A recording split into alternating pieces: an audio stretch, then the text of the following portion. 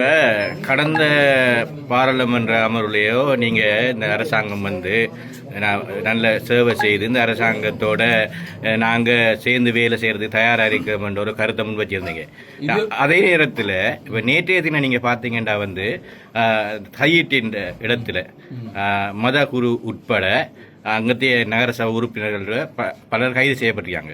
இந்த அரசாங்கம் பாராளுமன்றத்தில் ஒரு கதையையும் மக்கள் மத்தியில் ஒரு கதையையும் ஆனால் இங்கே இலங்கையில் இருக்கிற இடங்களில் ஒரு சில நடவடிக்கைகள் மேற்கொண்டு வருது. இதை நீங்கள் எவ்வாறு பார்க்குறீங்க? உண்மையில் நான் தெளிவுபடுத்த வேண்டும். நல்ல கேள்வி.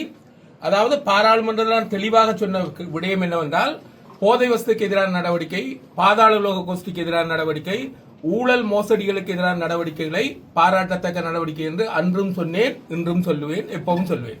அதே வேளையில தவறான செயற்பாடுகள் எதுவும் இருந்தால் உடனடியாக சுட்டிக்காட்டப்படும் என்பதையும் சொல்லியிருந்தேன். அந்த அடிப்படையில் பிரஜாசக்தி விடயத்தில் செய்யப்படுகின்ற நியமனத்தை சுட்டிக்காட்டி பேசியிருந்தேன். இது ஒரு தவறான விடயமாக அமையப் போகின்றது என்று சொல்லியிருந்தேன். அதேபோன்று தையிட்டி விகாரை நேற்று நடைபெற்ற அந்த பாராளுமன்ற உறுப்பினருக்கு எதிராக எங்களுடைய மதகுரு வேலன் சுவாமி அவர்களுக்கு எதிராக செய்யப்பட்ட போலீஸ்காரின் மூர்க்கத்தனமான செயற்பாட்டை நான் உடனடியாக கண்டித்து சொல்லியிருக்கிறேன். நல்ல விடயங்களை நல்லவை என்று சொல்வதற்கும் தீய விடயங்களை தீயவை என்று சொல்வதற்கு நாங்கள் பின்னிற்க மாட்டோம். ஒட்டுமொத்தமாக எல்லாம் நல்லம் என்றோ எல்லாம் பிழையானவை என்றோ சொல்ல மாட்டேன். குறிப்பாக அந்த இடத்தில் நான் சொல்லக்கூடிய ஒரு விடயம், திருவோணமலையில் புத்தர் சிலை வைத்த போது பிக்குமார்கள் அந்த போலீசாருக்கு அறைந்திருக்கின்றார்கள். அறைந்திருந்தும் போலீசார் அந்த இடத்தில் பிக்குமார்களை கைது செய்யவில்லை.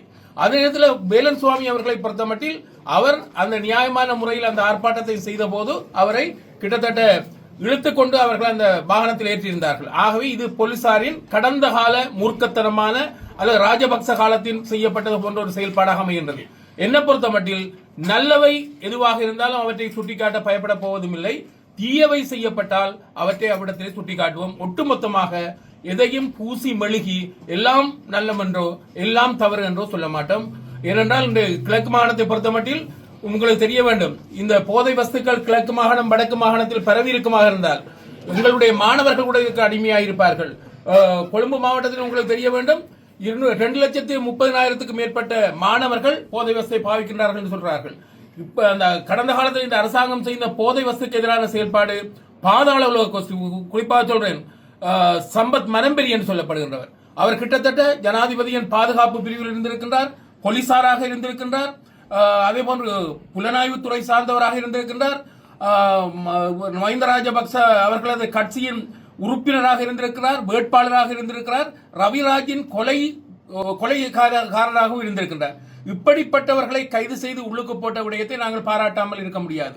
ஏனென்றால் கடந்த காலத்தில் கொலை செய்தவர்கள் எல்லாம் திறந்து விட்ட ஒரு கலாச்சாரம் காணப்பட்டது. இப்போது கொலை செய்தவர்கள் பல பேர் எங்கள் மண்ணிலையும் கூட டாக்டர் ரவீந்திரநாத், தம்பையாசர், ஊடகவியலாளர் நடேசன், சிவராம் மற்றும் எக்னலிகட கூட இங்க கொண்டு வந்தால் கொலை செய்யப்பட்டதாக சொல்லப்படுகிறது. ஆகவே இப்படியான கொலைகளை செய்தவர்களை இப்போது இவர்கள் கைது செய்து உள்ளுக்கு போடுவதை நாங்கள் பாராட்டுகின்றோம். அவற்றை நாங்கள் எப்போதும் நல்லதென்று சொல்லுவோம். பிழையான செயல் செய்தால் பிழையான காரியங்களை உடனே சுட்டிக்காட்டுவோம். எங்களுக்கு அமைச்சர் பதவி எடுப்பதற்கோ அல்லது அரசாங்கத்தை மாற்றிவிட்டு செல்வதற்கோ எங்களுக்கு முக்கிய அவசியமில்லை. நல்ல காரியங்கள் முடியும் வரைக்கும் நாங்கள் பார்ப்போம். தவறான காரியங்கள் நடந்தால் நிச்சயமாக அவற்றுக்குரிய எதிர்ப்புகளை உடனுக்குடன் நாங்கள் தெரிவிப்போம். இப்போ உங்களுக்கு நம்பிக்கை இருக்கா இந்த அனுர அரசாங்கம் தமிழ் மக்களுக்கான அந்த தீர்வை பெற்று தருவார்கள் உங்களுக்கு நம்பிக்கை இருக்கிறா? கடந்த காலத்து வரலாற்றை எடுத்து பார்க்கின்ற போது கடந்த கால சிங்கள தலைவர்கள் எல்லோரும் ஏமாற்று வித்தைகளை தான் காட்டியவர்கள். ஆனால் ஏமாற்று வித்தைகள் காட்டியவர்கள் எல்லோரையும் மக்களை மாற்றி இருக்கின்றார்கள். ஒரு காலத்தில் 146 ஆசனங்களை பெற்றிருந்த மஹிந்த ராஜபக்ச இப்ப 3 ஆசனங்களோடு குந்திக் கொண்டிருக்கின்றார்கள். ரணில் விக்ரமசிங்க ஒரு காலத்தில் 146 ஆசனங்கள் எல்லாம் அவர்கள் இணைந்திருந்தார்கள். அவர்கள் இப்போது 2-3 பேர் தான் இருக்கிறார்கள். ஆகவே ஜேவிபியினர் கடந்த காலத்தில் 6 ஆசனத்தோடு இருந்தார்கள், 3 ஆசனத்தோடு இருந்தார்கள். இப்போது 159 ஆசனத்தோடு இருக்கின்றார்கள். ஆகவே மக்களை ஏமாற்றினால் இவர்களும் ஏமாற்றப்படுவார்கள். இவர்கள் இப்போது இந்த போதை வஸ்து மற்றும் பாதாள உலக கோஷ்டி, ஊழல் மோசடி போன்றவற்றுக்கு எதிராக நடவடிக்கை எடுக்கின்ற போது அது எங்களுக்கு ஒரு திருப்திகரமாக இருக்கின்றது. இப்போது கடந்த காலத்தில் கொலை செய்தவர்களை கூட திறந்து விட்டார்கள். உங்களுக்கு தெரியும், பல்வேறுபட்ட ஒரு மந்திர வித்தைகள் எல்லாம் காட்டி திறந்து விட்டார்கள். இப்போது பிடித்திருக்கின்றார்கள். இப்போது இந்த கொலை கலாச்சாரம் என்பது மட்டக்களப்பை பொறுத்த மட்டில் அல்லது கொலை செய்தவர்கள் நடமாடி திரிகின்ற செயற்பாடு என்பது குறைந்திருக்கின்றது.